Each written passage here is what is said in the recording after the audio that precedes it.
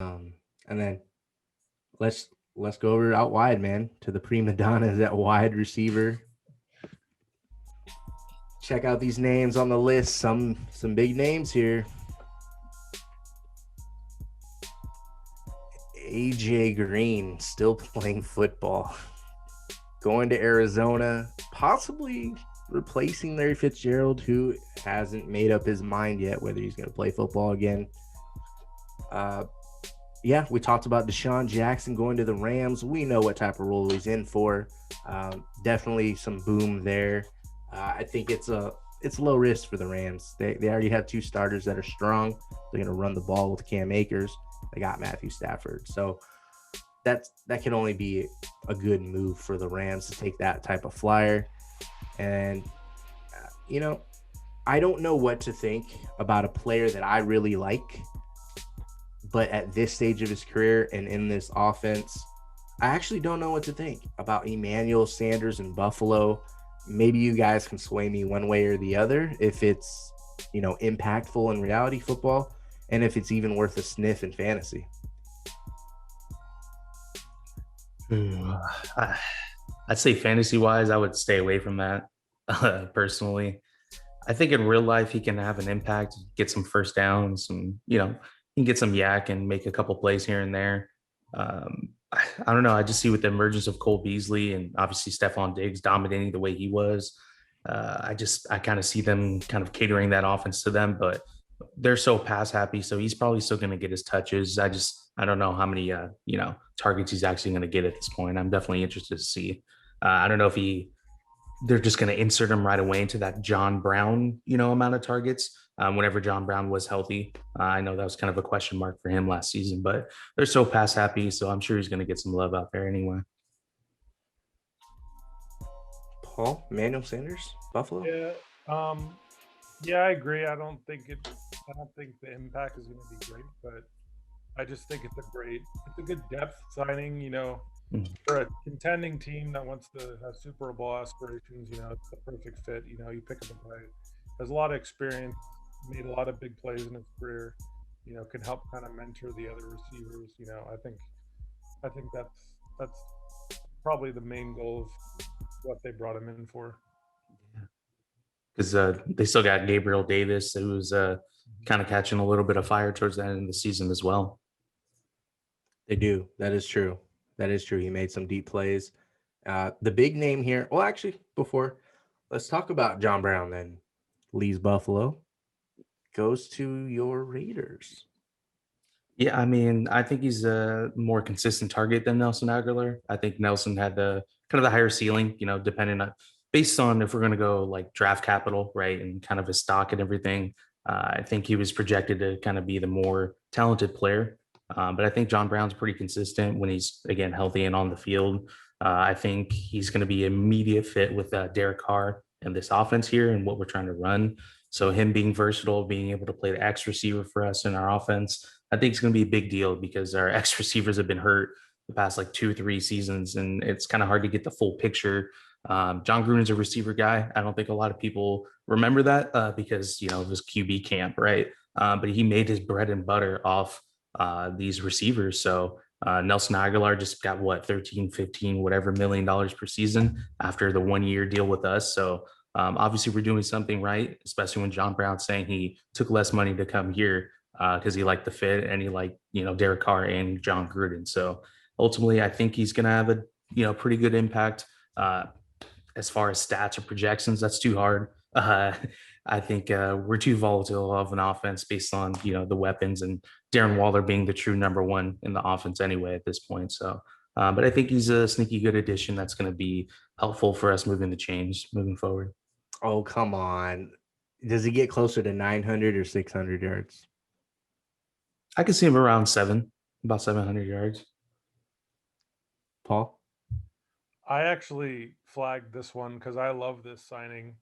This was the one that stuck out for me, even though it's not like the big sexy deals that we like to see.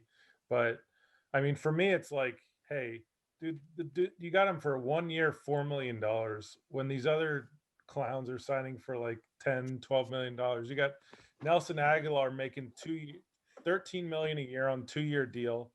And I feel like you got John Brown, who's making $10 million less and is a better version of Nelson Aguilar. I think it's a win-win for them.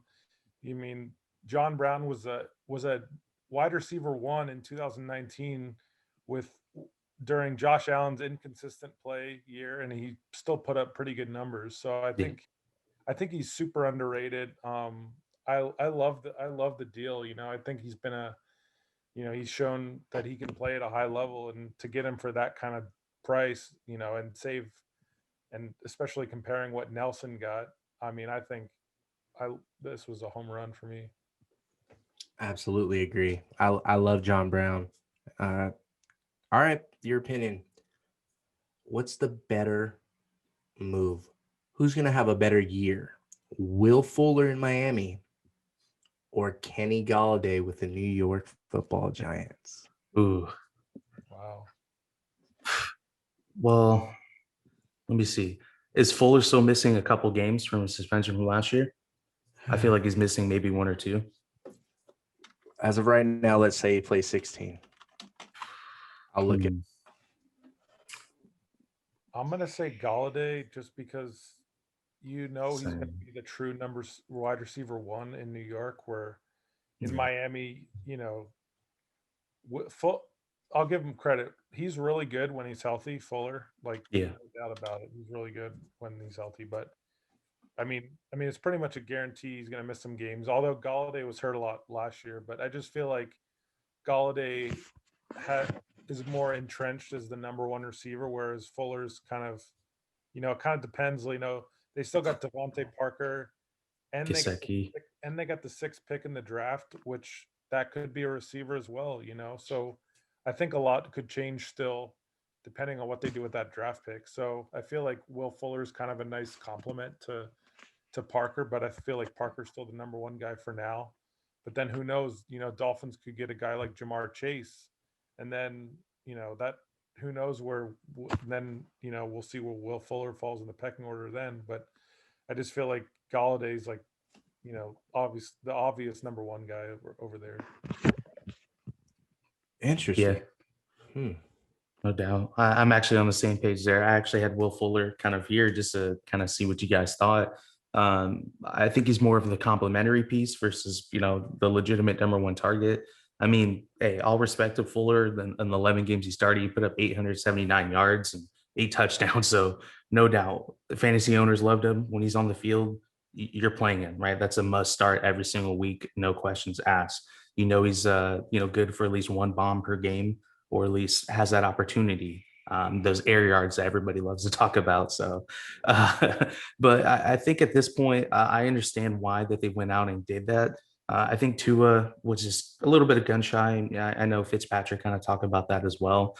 But having that kind of deep threat that's been doing it in the NFL on a semi-consistent basis, at least when he's available, should give you a little bit more confidence for Tua, you would hope, to throw downfield, since you alluded to there, you have Parker and Gesicki kind of working over the field, to get you down there. But when you need a big play, you got Will Fuller to kind of open that up versus Kenny Golladay. Again, that's going to be the number one target in New York. So anytime they drop back to pass, I'm sure Daniel Jones is going to be looking for that guy, especially since Daniel Jones is looking to stick around as well in New York. So got to find the man who's making the money, right? I think it's interesting. I think, they're not similar in stature or anything like that, but they're similar in that they're free agent signings that are very talented players with some inconsistencies. I don't think either of these guys has proven to be consistently reliable. So I think yes, they got the deals, they got their contract. It's a big year for them. I think these next 2 years are prove it years, and how it's going to, reflect on the rest of their careers and how that pans out. I don't think it's a given. Yes, on paper. Yes, probably talent-wise too. Kenny Golladay is the wide receiver one. I don't think anything's a given in that New York offense. I just don't. And I know we're talking about Miami. You guys mentioned Tua, and, there wasn't anything dazzling about it. There just wasn't. I like Will Fuller too. I like Kenny Golladay. I think Will Fuller's going to have an easier chance because he has Devontae Parker. I see that more as a 1A, 1B. I'm not classifying who's the A, though. That could very well be Will Fuller. I'm not sold right now today. It's Devontae Parker, and I just looked it up. Fuller's only missing one game. That's week 1. Okay, yeah. To finish out his suspension. That even missing a game, I still think Fuller is, could still have better numbers than Kenny Golladay because I don't expect Golladay to play 16 anyway. So, but yeah, I think they're both good moves by teams that needed them. I know, Paul, you weren't in love with that contract for Golladay, right? Yeah. I know you weren't, but when you're the Giants and you need a receiver, you kind of have to prime away with a little bit of extra cash. I think they did what they had to do, right? I think. But look at how you're comparing Fuller and Galladay. Will Fuller's on a 1-year deal for 10 million. Galladay's on a 4-year deal for 72 million. So, and if they Yeah. carry the same injury risk, then hey, we'll see how that works out. That's true. That is true. And then, all right, so we're going to compare a couple tandem signings here by the Jets and the Washington football team. If you guys had to pick a side who you give the edge to, the Jets signed Corey Davis and Keelan Cole. I think that's a smooth move, by the way. Keelan Cole, he showed he could be a role player at the very least. Washington, they bring on Curtis Samuel and Adam Humphries. If you had to pick a side for which two signings you like the most, who would you pick? Man, that's tough. I'm kind of leaning towards Washington football team just because I actually really like Curtis Samuel that much. And I think Adam Humphries is just going to be a very solid option, just a nice little outlet guy for them. Pick up some yards, quick, easy yards. I had Corey Davis written down here as well in my notes. I don't know, man. I know he was like a top 5 overall pick, and he finally balled out 1 year before his payday. I don't know, man. I have a hard time seeing him, whoever is the quarterback there. I just have a hard time seeing him kind of replicating what he did last season, which was his career high, which is 984 yards. I just don't see him being 1,000-yard receiver on a consistent basis, if I'm being honest.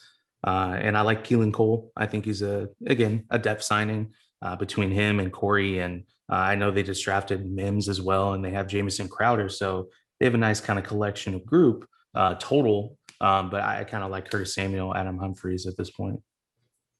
And real quick before you go, Paul, Corey Davis is going against Stephon Gilmore twice and Trey White twice. That's 4 games where you can be like, all right, I'm not starting him in fantasy. Yeah, that's true. Yeah, that's a tough one. To be honest, I didn't love either signing, Corey Davis or Curtis Samuel. I think they got too much money for what they are. Similar to what Dill said about Corey Davis, but Curtis Samuel, I like. He's just, to me, he's more of a gadget guy. I don't know. I don't know if you pay him like that, you're expecting to be like one of your top receivers. And I know Carolina used them in different ways last year. I just don't know. I just don't know how that works out to give a guy like that a 3-year deal worth over 10 million a year. It just seems like a lot for compared to what other guys got, like that we just already talked about, who are more proven. So, yeah, I mean, like you said, they're both bad teams. So you like you said earlier, Wes, you kind of have to pay more to get guys that you want when you're in that situation. So yeah, I didn't love either deal, but we'll see how it works out. For sure. Okay. And let's do another comparison here. A couple of players that re-signed with their teams. T.Y. Hilton in Indy, Juju Smith-Schuster in the black and yellow. Who's going to have a more productive season? Big Ben, he's returning to Pittsburgh. Carson Wentz is a new quarterback under center in Indianapolis. Ooh, that's a great question. I think Juju's probably going to have the better year statistically. I think they'll probably try to get him more involved. I think Ty it's going to be a good outlet, but I think Michael Pittman might be a favorite of Carson Wentz as as the season goes on, personally.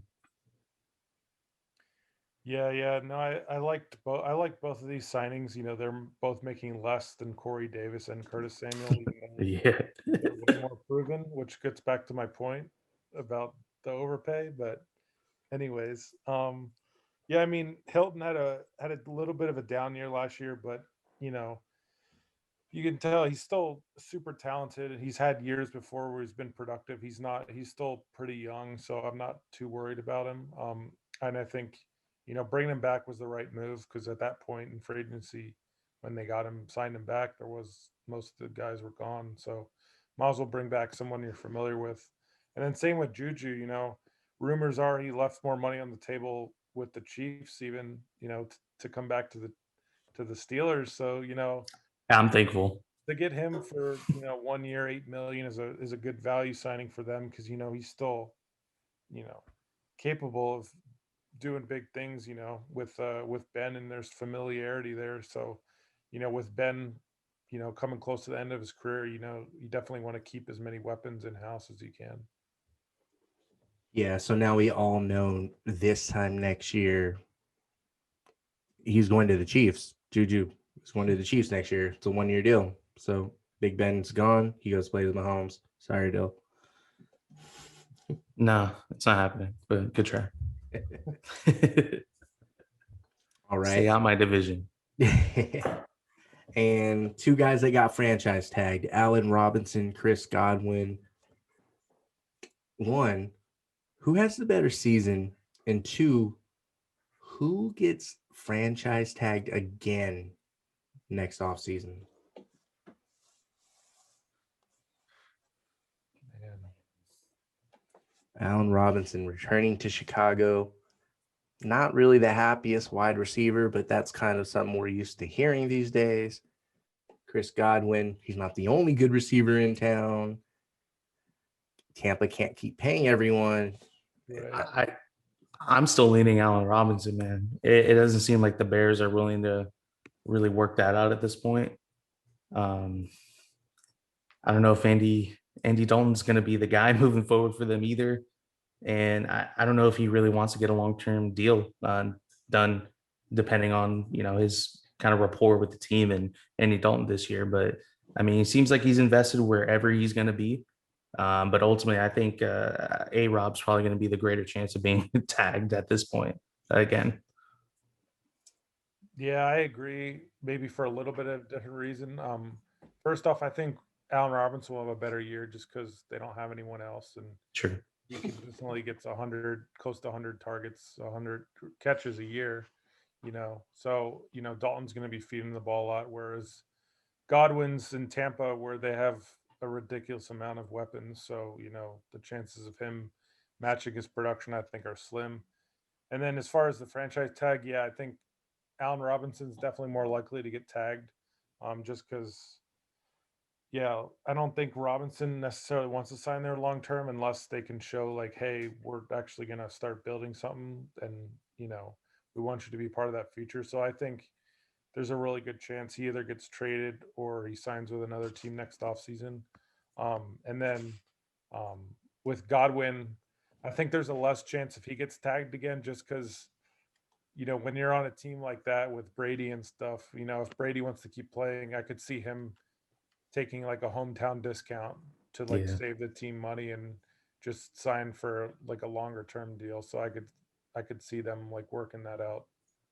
At those voidable years, right? And then one last note on the wide receiver position. Marvin Jones, veteran, going to Jacksonville. We know they're going to draft Sunshine, Trevor Lawrence. They already have DJ Chark and Laviska Shenault. I mean, this is beyond just Marvin Jones. I think he's a great veteran signing. You guys know I'm a fan of Marvin Jones. I think he's very reliable. Jacksonville offense. Can they surprise us as early as year one under Urban Meyer? I think they can, man. I'm actually still a big DJ Chark fan. Just seeing him out there last year, just frustrating with quarterback play. Allen Robinson knows all about that as well, so he should be taking notes from him. But yeah, Laviska Shenault, definitely kind of a jack of all trades, kind of a joker player as well. And yeah, Marvin Jones, dude, super consistent dude. Any team would love to welcome in, right? He's some teams he could be a depth signing, but some teams he can be a pretty vital piece. And he was doing his thing in Detroit the past couple of seasons, so that was cool to see. But yeah, I think they can be sneaky, decent in offense as far as stats. I don't know if that's going to translate to wins right away, unfortunately. Usually doesn't, with this early process of a rebuild. But I think they're, getting the right pieces together just to at least give this man a chance. Sunshine, as you call them, give him a chance in the first season, have some guys to throw to, make some plays. Sunshine. Jacksonville O, Paul?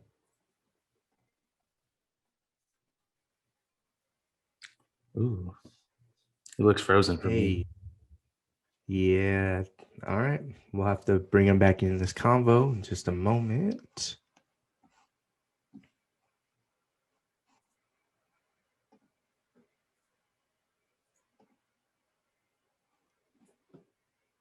Paul, are you still with us? There we go. It looks like he's working on it. Hey, sorry guys. Had a little malfunction there, so good. No worries. No worries. Do you have a take on the Jaguars offense? Yeah, no, I mean, it's going to be interesting because, who knows, Urban Meyer coming from college, first year in the NFL, getting this quarterback who's, once in a lifetime type of prospect, according to a lot of scouts. So, I mean, it's going to be super interesting to watch them and see what they do. Yeah, I mean, it's hard to say what they're going to look like at this point because there's just so many moving parts from last season. But yeah, I mean, I like the Marvin Jones signing. They got a lot of young players. A guy like him who's, a veteran guy who does things the right way, is definitely, I think, is good for some of those younger receivers to learn from, and also just give Trevor Lawrence, just someone reliable and someone he can probably learn from too, spending all those years with Stafford and, all the discussions they must have had. I'm sure he has a lot of knowledge he can share with Lawrence as well. I hear that. All right.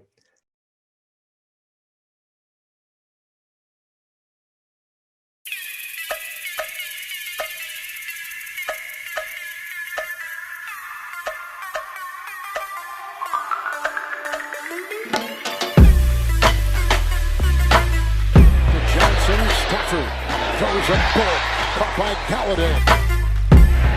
Kenny Golladay hangs on at the 40.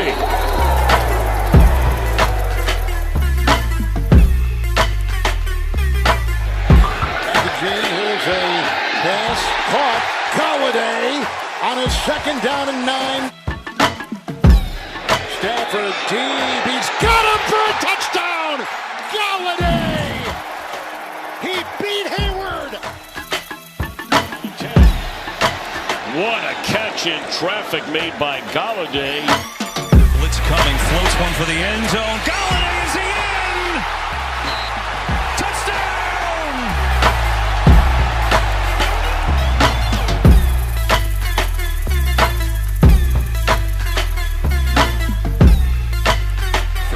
Over the middle, firing in traffic. It's caught for the touchdown.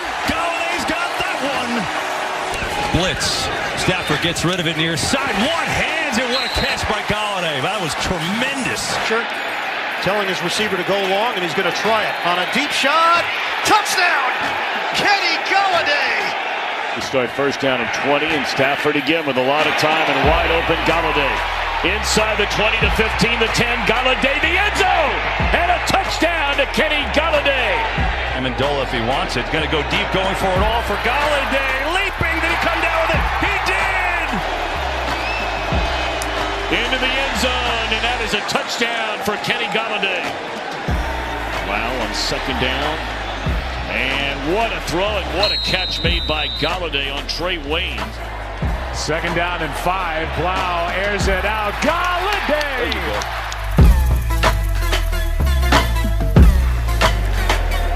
to Kenny Golladay down at the 47 of Atlanta. This guy knows how to use his body.